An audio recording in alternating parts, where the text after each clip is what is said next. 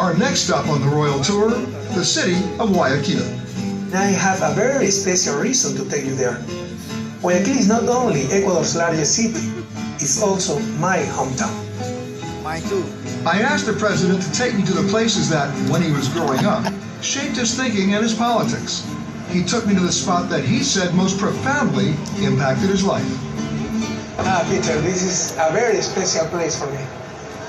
This is my school. San Jose de la Salle was the Catholic school the president attended from the age of 5 until he graduated at 18. He wanted to keep our arrival a secret from the students.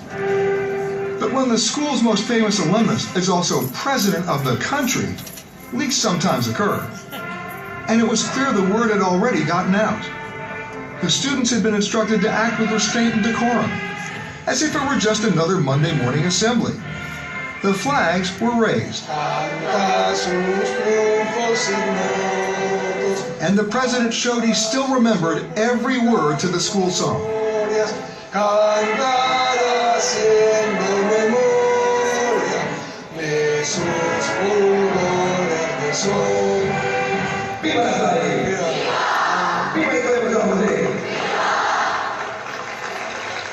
Buenos días, queridos chicos, ¿cómo estamos? Yo feliz de visitar esto que es parte tan importante de mi vida. Important cheerleader. But then came the high point of the morning. Nos tomamos una foto aquí, juntos.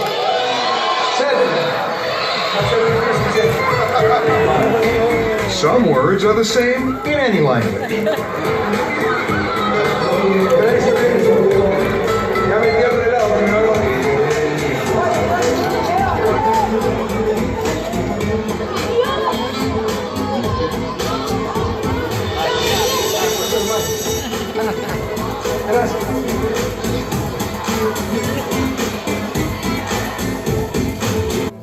For the president, his scholarship was an early lesson in how communities could help the poor.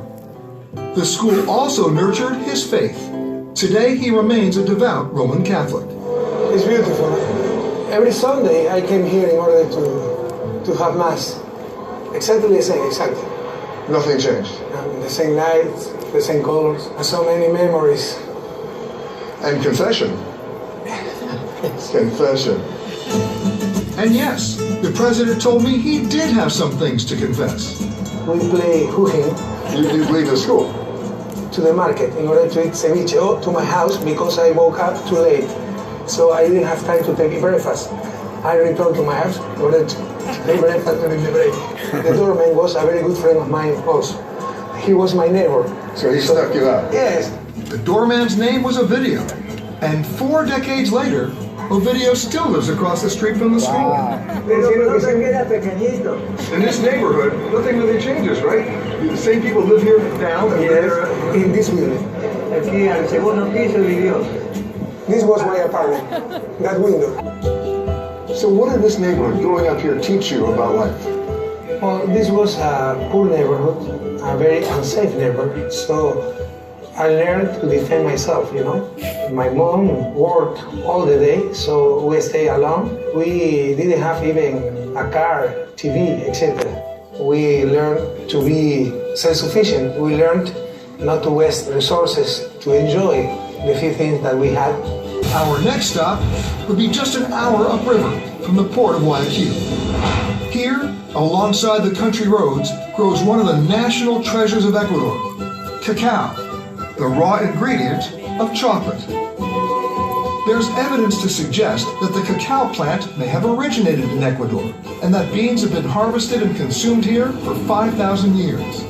Today, Ecuador has emerged as a preeminent exporter of some of the world's finest premium-grade cocoa beans.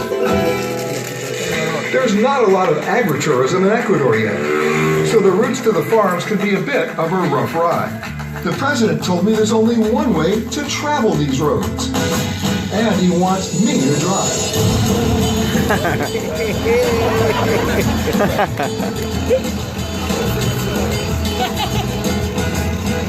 Whoa! Today, these roads are used by the locals and only the most die-hard chocolate fanatics. As a result, Most of this industry remains shrouded in mystery, so the president wanted to give me a closer look so that I could experience chocolate right at the source. The president was taking me to a small farm he'd visited before.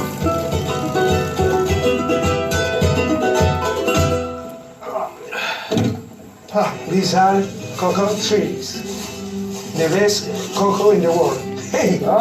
We met Victor, the farm's owner. Gracias por visitar mi finca. Bienvenido. Es una plantación de cacao joven que tiene prácticamente 8 años. He's saying that these are young cocoa trees, around 8 years old. The part of the cocoa. He will show us the cocoa beans. Yeah. Go ahead. They smell very nice. Wow. Take one. This is the wet beans. Yeah. In order to export them, you must dry them. Let's go see it, yeah.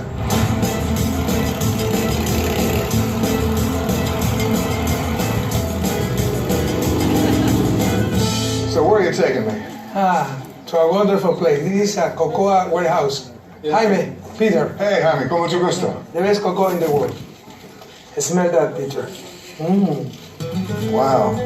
The smell of Ecuadorian beans is so famous that it has a name, Cacao Arriba, and you can only get it from Ecuador. The smell of my country. Try it, taste it, love it. This warehouse is a farmer's cooperative, where the organic cacao beans are brought to be dried, graded, packaged, and then shipped to all corners of the world. For example, let's go to Holland. Goes to Holland. Yes. So when the Dutch claim credit for chocolate, they have to actually thank you. No, the small producers. The small Small producers. producers, yep. It's a fair trade model that gives the farmers better pay for a better product and provides them with a sustainable way to support their families. The farmers say that this, not oil, is their black gold. But before it gets in here, it has to be dried. Yeah, sure. In the outside we can see how we dry it with the sun. You have to have good sun. Yes. Well, this is equatorial sun, you know. Yeah. Here is the cocoa that is arriving from the field. This bag is 100 pounds. It's a big job. Look, Whoa.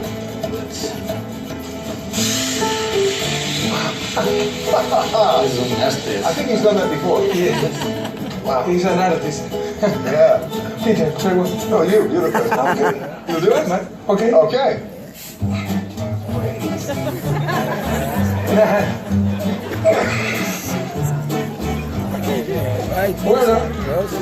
Where should I put it? Well, here. Take it once. But I don't know how. That's an art. Talk about carrying a lot of weight on your shoulders.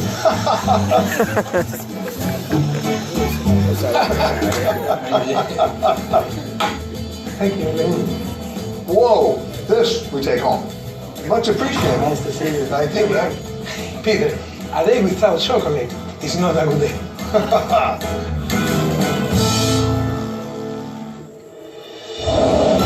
But the day wasn't over yet. We returned to Guayaquil for dinner. Not a formal government affair, but to one of the president's favorite places. A modest outdoor eatery, filled with good food and plenty of street noise.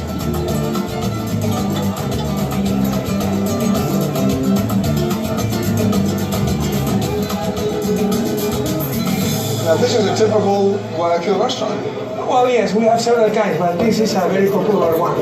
The president ordered our food, and by the time it arrived, people had begun to take notice. The president, a few security guys, and a camera crew. Suddenly, some of the locals figured out there was a free show starting.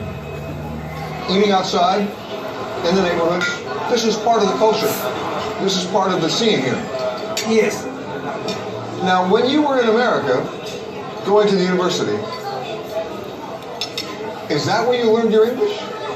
I never learned English. Would you want to go back to America? I love America. I love American people. I admire a lot your country. We have to learn a lot from the United States. Any culture has good things and bad things. American culture also. For instance, innovation, we have to learn about that. And the bad things? I found that American people do not know a lot of the rest of the world. Is it safe to say that a student in Ecuador might know more about America than an American student might know about Ecuador? Oh, yeah. For sure. Here, everybody knows something about America. We have a lot of TV programs from America. Do you remember what your favorite TV show was from America? 3 People Are Too Much. You remember this? Three's Company. Three's Company. And John who? Oh my God. You like that? And just when it seemed like the evening might be winding down, little did I know, the president was just getting started.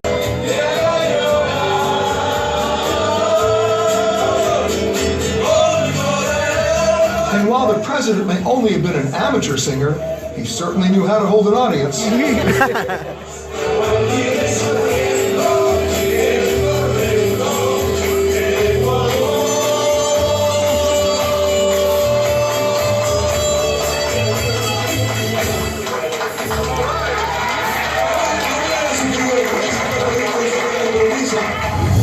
The next morning, we were on the move again.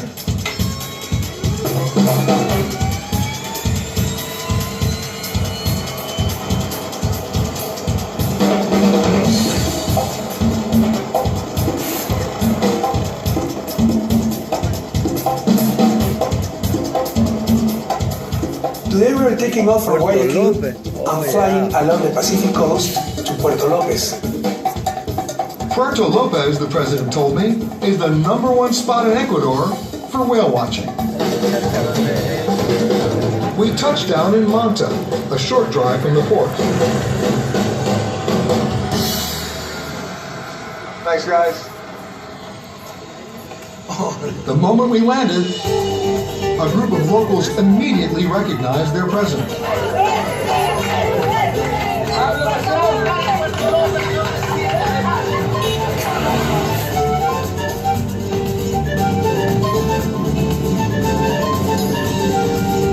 By the time we reached the port, word had really gotten out. And while the crowd had come for president watching, we were there for something else. It's a good day to watch whales. When it's cloudy, they go up to the surface. Yes. When it is too sunny, too hot, they go down. The president was right. These whales must have approved of the weather, because they were everywhere. Wow. Oh, whoa! Wow! There is another one. Oh, here. Yeah, you saw him. There he is. Wonderful. Each year, these humpback whales travel over 4,000 miles from Antarctica to mate in the warm waters off Puerto Lopez. Oh, yeah, whoa. The one tail is like its fingerprint. Every tail is different from another. At one time, humpback whales were nearly hunted to extinction. And while they've made a steady recovery, today they face a new threat. Climate change is disrupting their migration patterns. Oh, look, that's a big one. That's a big one. Look. Beautiful, huh? While some of the whales were already traveling with calves, others were still searching for a mate. This is a female, Right? that has two males following her. Isn't that always the case? And when a whale raises its fin in the air, that's a male showing off to attract females. Ecuador is the country of love because these whales cross half of the planet in order to mate here in Ecuador. And they're mating right now. Yes. And we watched. So if someone has his honeymoon, he can come to Ecuador, you know. So this is the whale honeymoon. Yes, yes. You see? Ecuador, the country of love.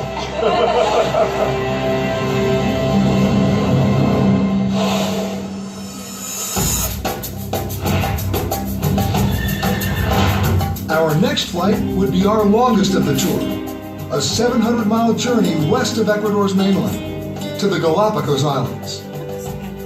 The Galapagos is an archipelago made up of more than 20 islands. It is a legendary, almost mythical place, encompassing one of the richest ecosystems on Earth. There are species of marine life on these islands that don't exist anywhere else in the world. Because of the president's schedule, we only had one day to spend here, so we wasted no time. And our first major sighting caught us completely by surprise. As a flock of blue-footed boobies in search of sardines suddenly dive-bombed the shallows near our boat. Sailors have been coming to the Galapagos since the islands were discovered in the 1500s. But the name most commonly associated with these islands is Charles Darwin. Darwin sailed here in 1835, and the islands formed the foundation for his book, The Origin of the Species. Today, the islands are a living museum of Darwin's theory of evolution. We anchored off Santa Cruz, a roughly 40-mile-wide island located near the center of the archipelago. So, Mr. President, what are we going to see today? I'm going to show you some friends of mine. Okay, let's go.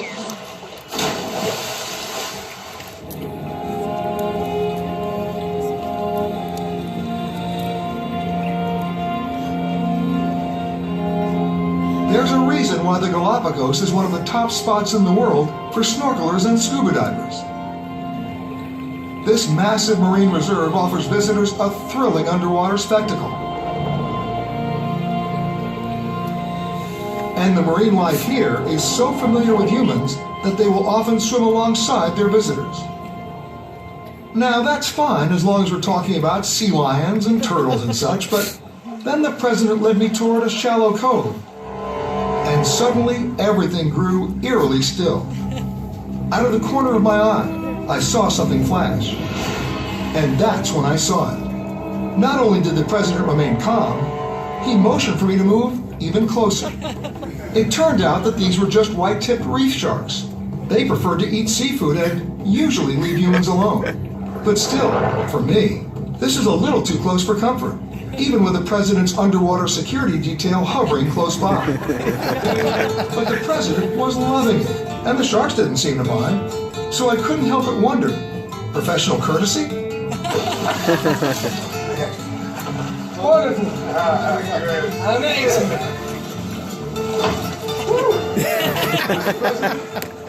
That was great.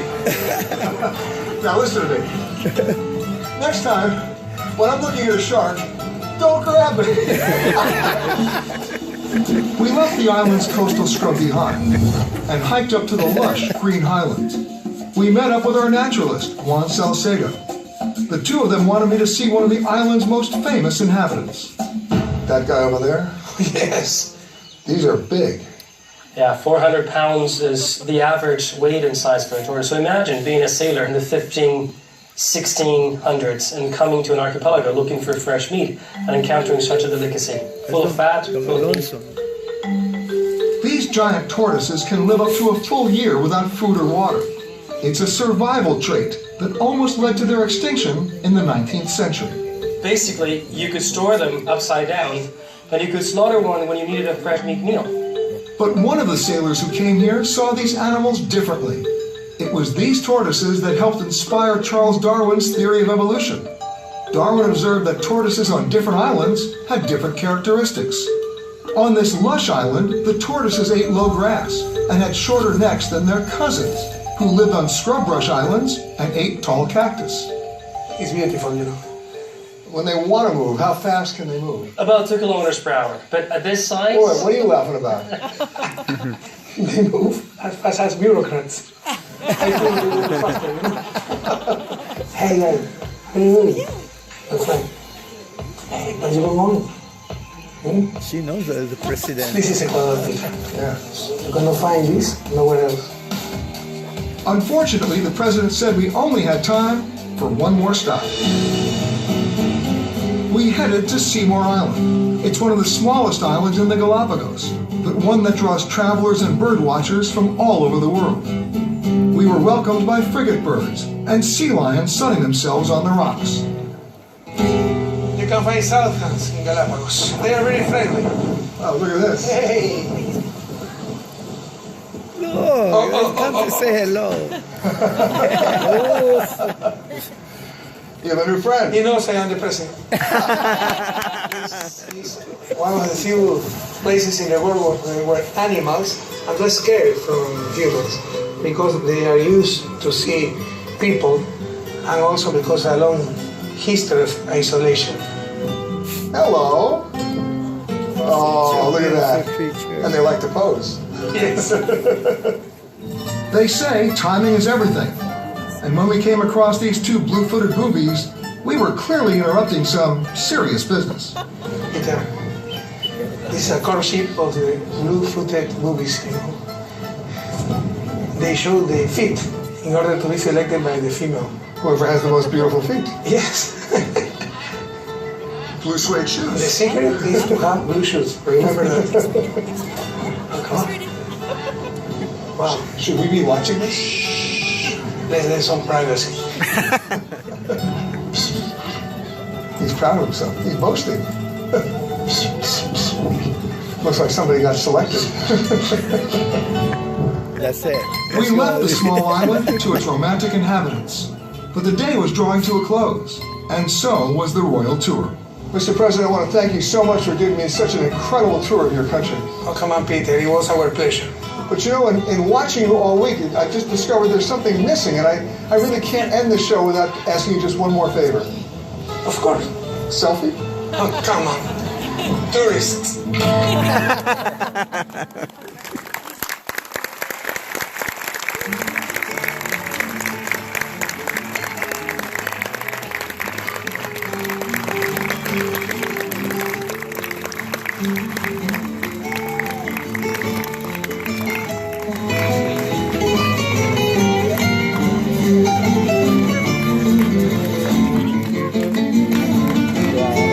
See all this thing. Espero que la gente lo vea todo. Eso está bien bacano. Precioso. Lo único que no tengo una foto con el precio. Me siento culpable de uno, por Dios. Puedes odiarme lo que tú quieras, pero yo no lo hice por maldad. Ecuador, el mejor país del mundo, compadre. Orgulloso de eso. ¿Cómo lo arreglamos eso? The president has asked me to meet him at the Correa Palace. This colonial building was constructed by the Spanish more than 2 centuries ago. Today, it's the seat of government and the president's official residence.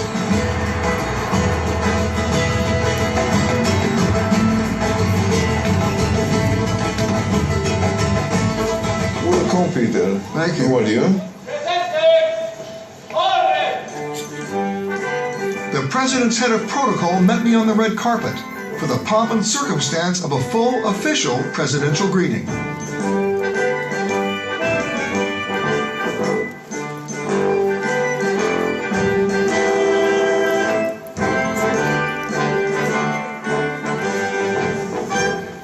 Mr. President. Peter, welcome to Carondelet, the Presidential Palace of Ecuador, please. Thank you so much for having me. Before starting the tour, it was time to sit down with the president for an up-close and often personal briefing. Rafael Correa is one of the more controversial and outspoken figures in South America, one of a new breed of populist, left-wing leaders trying to reshape their countries through the redistribution of wealth and increase public spending. And in Ecuador's case, through tourism. For instance, when WikiLeaks hacktivist Julian Assange leaked secret cables from the U.S. Embassy in Ecuador that were critical of Correa, the president not only blocked efforts to extradite Assange, he granted him political asylum in the Ecuadorian Embassy in London, where he still remained some 3 years later. The United States must pledge before the world that it will not pursue journalists for shining a light on the secret crimes of the powerful. Why did he come to you? He admired our country because he knows that we have freedom, liberty. Formally, the United States has nothing to do with the problem. The investigation is a Swedish investigation. Right. Julian Assange is in our embassy in London, so it's a Swedish and British problem. We study long time the request. We decide it's our right, it's our duty to give him asylum. As long as he wants, he can stay in our embassy. Yes, sir. And thanks to God, with a lot of popular support. And yet in 2010, your presidency was challenged very directly. An attempted coup, if you will. Yes, sir. In September of that year, the National Police went on strike to protest a new public service law. They blocked roads and seized the airport, a TV station, and this police base. Against the advice of a security team, the president decided to face the protesters. But he was clearly not welcome. When I arrived there, immediately I realized that there was not a normal strike. It was a political movement because they started insulting us, threatening us. He asked reporters on the scene to tell the nation that he was going to face the police, and he'd emerge either as a president or as a corpse. He finally made his way to a second-floor window overlooking the crowd.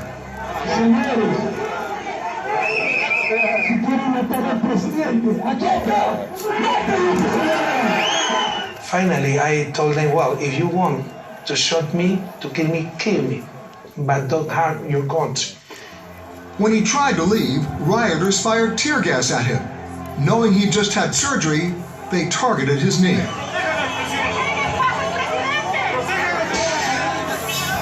A few armed members of his security team rushed the president to a hospital on the base, where he was then kept against his will. Finally, 12 hours after he entered the hospital, an elite army unit rescued the president. Hey, we have to fix that. It's too small.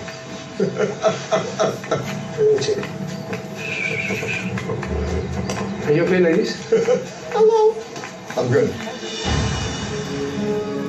The piranhas are there.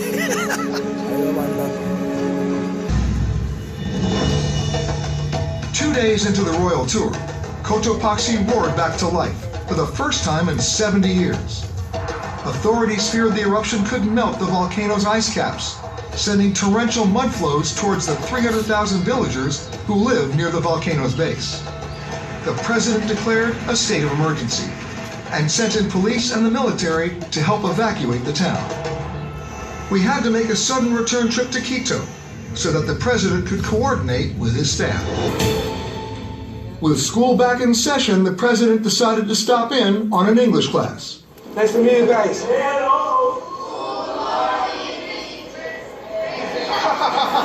That's fine. They must learn good English. My English is not good. Yours is very good. Congratulations. We have a question. We have a question. Okay. How old? Oh my God. Oh, come on. You shouldn't ask that question. How old do you think I am?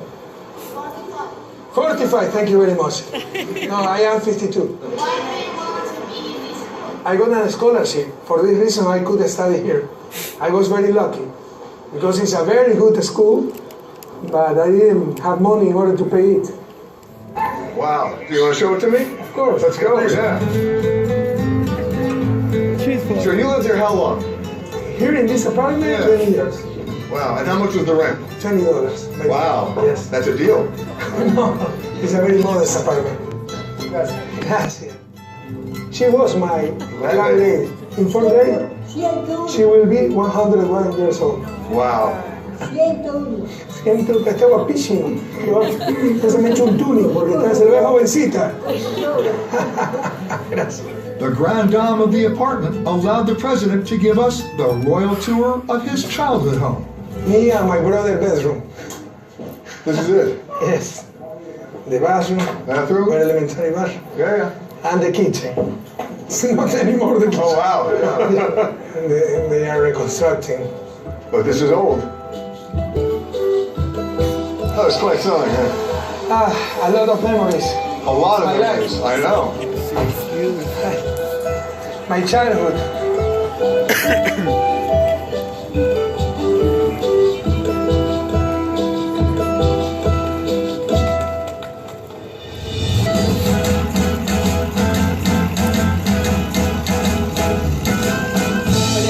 La finca Víctor. Más adelante a la izquierda. Gracias. Let's go. Sometimes, even a president has to ask for directions in his own country. And we continue down the cacao route. That's Mike, though.